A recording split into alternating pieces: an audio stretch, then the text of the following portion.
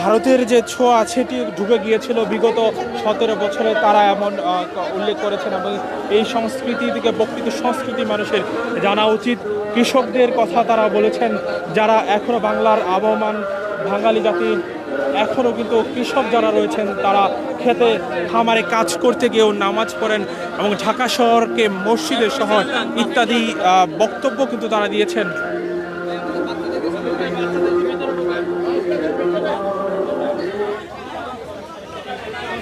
গতকালকে এই পর্ব ঘোষণা ছিল বাংলাদেশ জামায়াতে ইসলামীর যে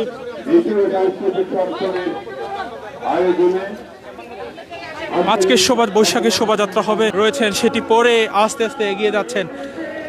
যা আপনাদেরকে একটু জানিয়ে রাখতে চাই, এর আগে যে জামায়াতের নেতাকর্মী যারা এখানে রয়েছেন, বিশেষ করে সংসদ সদস্য যারা রয়েছেন, সাইফুল আলম মিলন, তিনি বক্তব্য দিয়েছেন এবং তিনি যখন বলেছেন যে যেই সংস্কৃতি অর্থাৎ ইসলামের সাথে সাংঘর্ষিক নয়, রিসালাতের সাথে সাংঘর্ষিক নয়, তারা কিন্তু সেটি বা ইসলাম সেটি সমর্থন করে।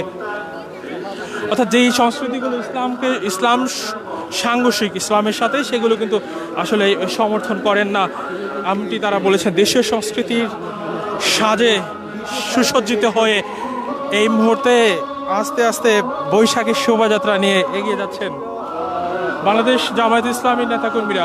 এবং সামনে রয়েছেন ছোট ছোট বাচ্চারা, যারা বিভিন্ন সাজে সেজেছেন।